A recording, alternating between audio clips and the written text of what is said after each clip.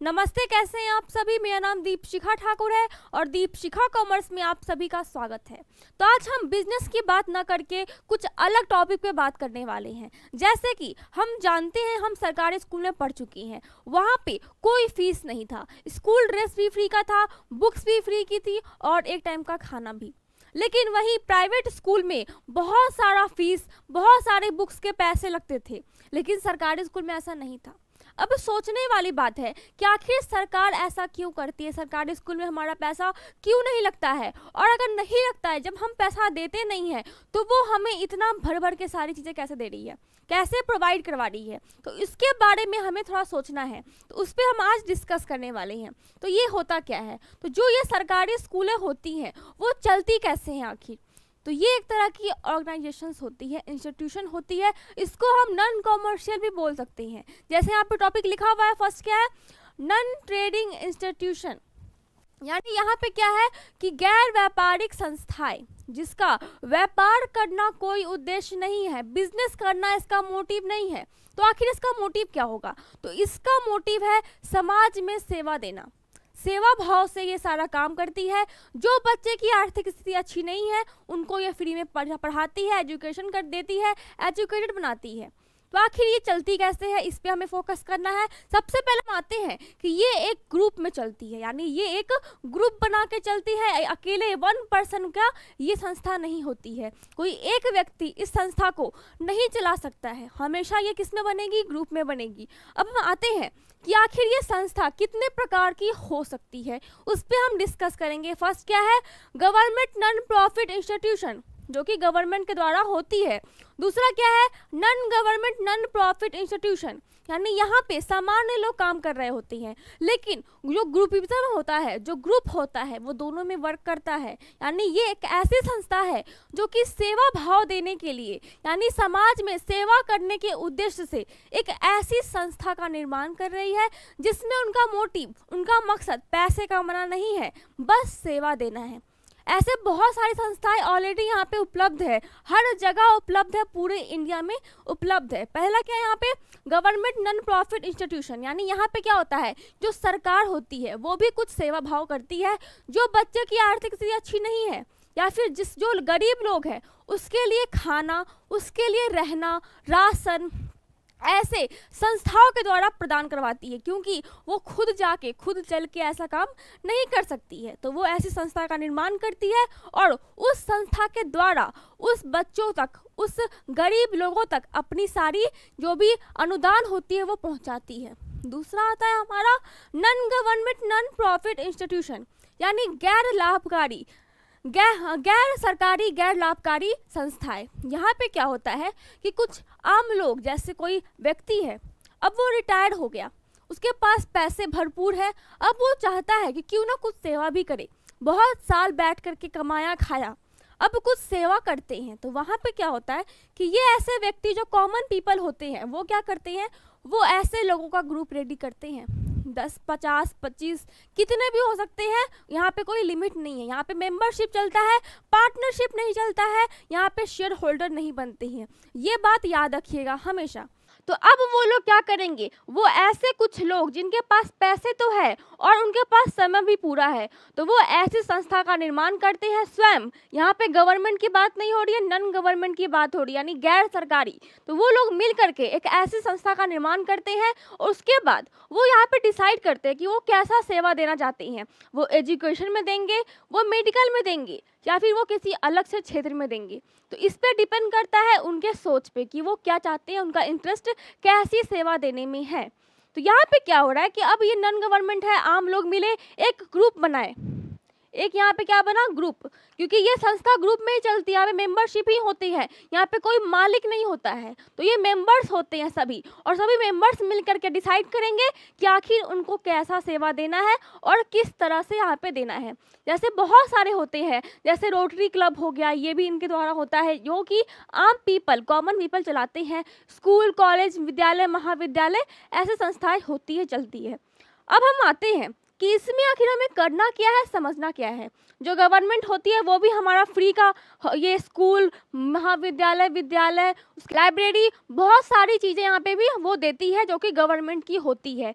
उसके बाद क्या होता है कि ये मेडिकल भी उपलब्ध करवाती है, यानी फ्री में आपका इलाज भी करती है सरकार के द्वारा, ये संस्थाएं चलाई जाती है। यानी दोनों में एक ही जैसा संस्था हो सकता है, बस क्या है, नाम अलग है। एक सरकार चला रहा है और एक चला रहा है नॉर्मल पीपल, आम आदमी का ग्रुप।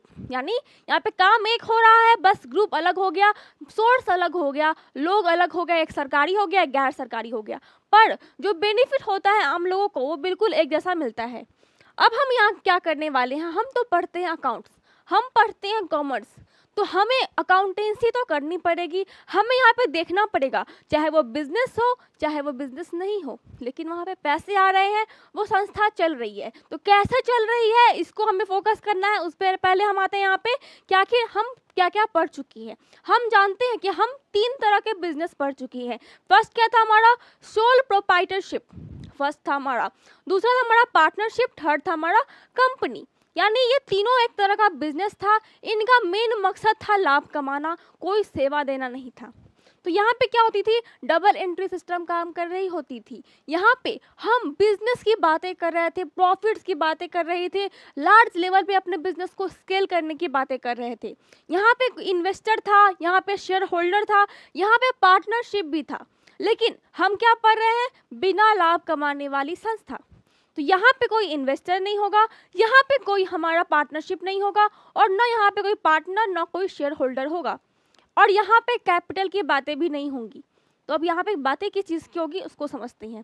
तो जो बिजनेस होता है उसमें हम क्या करते हैं, उसमें हम लेन देन करते हैं, ट्रांजैक्शन करते हैं, और बहुत ज़्यादा संख्या में करते हैं। यानी कोई लिमिट नहीं होता है ट्रांजैक्शन का। यहाँ से सामान खरीदते हैं, यहाँ पे बेचते हैं, यहाँ पे बनाते हैं, यहाँ पे देते हैं, मतलब ऐसे हजारों हजार ट्रांजैक्शन एक बिजनेस में एक महीने में हो जाते हैं। तो वहाँ पे क्या होता है, जो लेन देन होता है उसमें क्या होता है, एक पक्ष लेने वाला, दूसरा पक्ष होता है हमारा देने वाला। यानी एक ले रहा है, एक दे रहा है। लेकिन यहाँ पे क्या होता है कि दोनों के मन में स्वार्थ होता है, यानी दोनों के मन में लालच है कि हाँ मुझे ये मिल रहा है, और उसका मन में कि हाँ मुझे प्रॉफिट, मैं दे रहा हूँ तो मुझे प्रॉफिट मिलेगा। क्यों, देखिए मैं एक फ़ोन खरीदी, तो वहाँ पे क्या हुआ, मेरा लालच है कि मुझे नया फ़ोन मिलेगा, सामने वाला का लालच है कि उसको प्रॉफिट मिलेगा उस फ़ोन को सेल करने पे। तो क्या है, यहाँ पे लालच छिपा हुआ है। लेकिन हम बिना लालच की वाली कंपनी पढ़ रहे हैं, बिना लालच वाली संस्था पढ़ रहे हैं। तो यहाँ पे क्या हो रहा है, कोई लालच नहीं है, तो कोई ट्रांजैक्शन का नाम हम यहाँ पे नहीं देंगे, क्योंकि ट्रांजैक्शन तभी बोलते हैं जब लालच छिपा हो। लेकिन लेन देन वहाँ भी होते हैं पर बिना स्वार्थ के, और वहाँ भी पैसों का हिसाब किताब होता है, वहाँ भी अकाउंटेंसी होता है। अब उसको कैसे सॉल्व करें इसको समझना है। यहाँ पे हम कैपिटल की बातें नहीं कर रहे थे, यहाँ पे ना हमारा कोई मालिक था, तो आखिर यहाँ पे पैसे आ कहाँ से रही, संस्थाएं चल कैसे रही है। तो यहाँ पे जो पैसे आते हैं वो मेंबर्स के द्वारा होते हैं, डोनेशन पे यहाँ पे पैसा संस्था चलती है, चैरिटी पे चलती है, दान पे चलती है, अनुदान पे चलती है। अब कैसे उसको समझते हैं, जैसे जो डोनेशन होता है उसमें भी 2 प्रकार के होते हैं। फर्स्ट क्या होता है हमारा, एक होता है हमारा जनरल डोनेशन, दूसरा होता है हमारा स्पेशल डोनेशन। यानी जो संस्थाओं के मेंबर्स हैं, 500, 50 कोई फर्क नहीं पड़ता है, वो सब क्या करते हैं कि अपना मंथली बांधते हैं, तय करते हैं कि मैं हर मंथ में 500 रुपये, 50 रुपये, 1000 रुपये ऐसे यहाँ पे बांधा हुआ है कि मैं दूंगा ही दूंगा। यानी ये फिक्स है कि हर महीने अगर 500 मेंबर्स हैं और वो अगर 50 रुपये दे रहे हैं, तो यहाँ पे उनको सीधा 25,000 का प्रॉफिट होगा हर मंथ। ये यहाँ पे फिक्स होता है।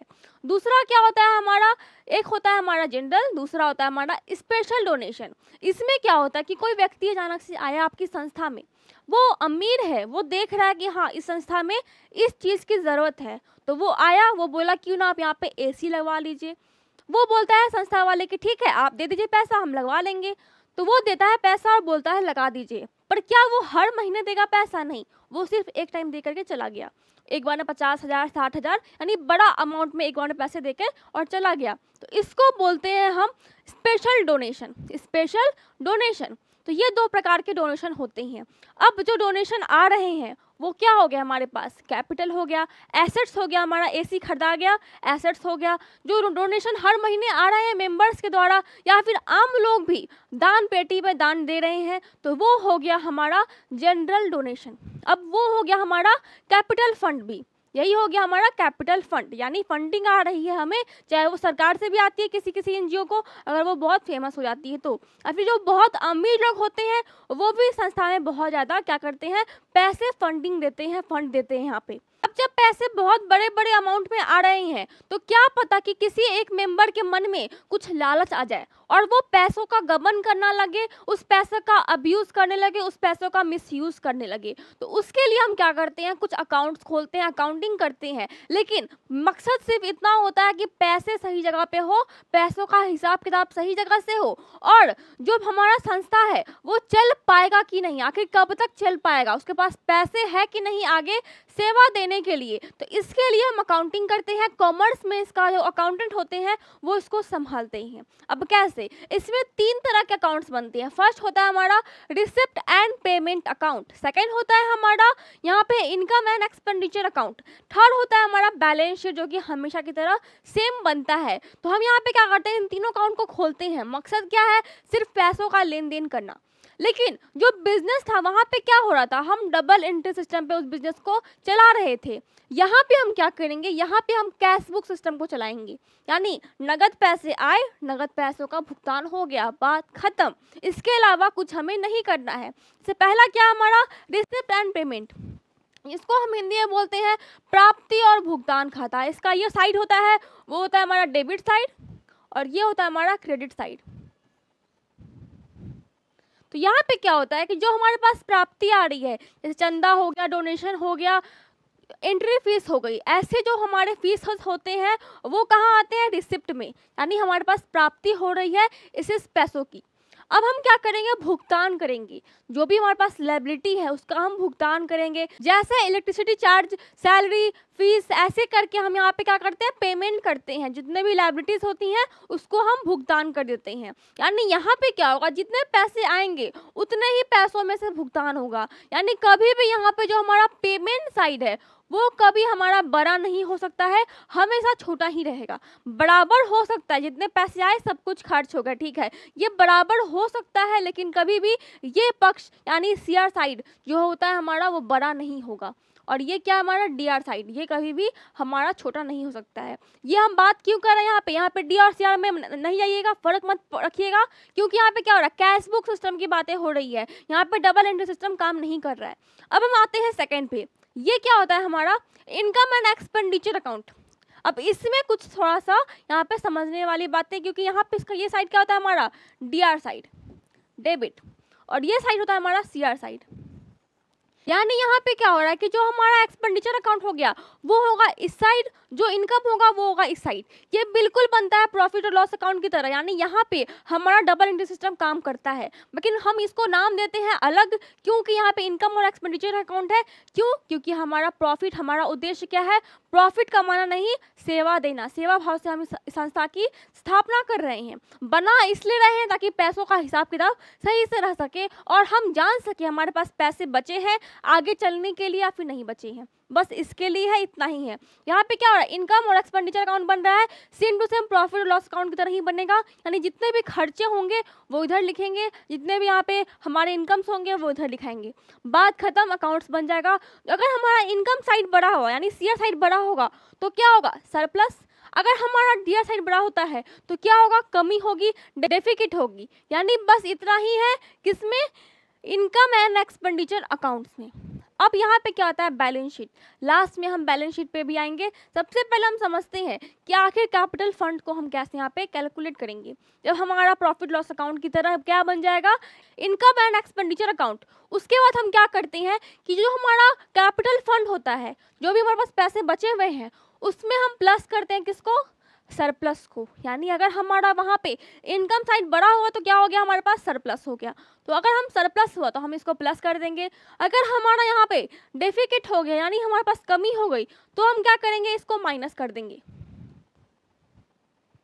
यहाँ पे माइनस होगा, यानी अगर हमारा कमी होता है तो हम उसको कैपिटल फंड से माइनस कर देंगे, जो हमारा अमाउंट आएगा वो हो जाएगा हमारा कैपिटल फंड। ये दो फॉर्मूले थे किसमें, कैपिटल फंड की तरफ। हमारा कैपिटल फंड ऐसे एडजस्ट होता है। इसके बाद हम आते हैं बैलेंस शीट की तरफ, यानी जो भी हमारे पास बचे हुए हैं अमाउंट, जो भी लायबिलिटीज है, जो भी एसेट्स है, वो सब हम क्या करेंगे, बैलेंस शीट में एक स्टेटमेंट के तौर पर हम यहाँ पे दिखा देंगे। जैसे हमेशा बैलेंस शीट बनता है सेम वैसे ही हम यहाँ पे बनाने वाले हैं। उसके बाद जब हम क्वेश्चन में आते हैं तो वहाँ पे क्या होता है, हमें क्या मिलता है, पिछले साल का कुछ अमाउंट और आने वाले साल का कुछ अमाउंट। हम अगर प्रेजेंट में हैं तो पास्ट और फ्यूचर का कुछ अमाउंट हमारे पास आता है, जिसमें से एक होता है हमारा प्रीपेड, दूसरा होता है हमारा आउटस्टैंडिंग। यानी जो हमारा पिछला साल होता है वो होता है हमारा आउटस्टैंडिंग, जो हमारा अगला साल होता है वो हमारा होता है प्रीपेड। अब हम इसको सॉल्व करने के लिए क्या करते हैं, एक फॉर्मूला याद कर लीजिएगा, वो होता है हमारा, यहाँ पे लिखा नहीं हुआ है, मैं लिख देती हूँ।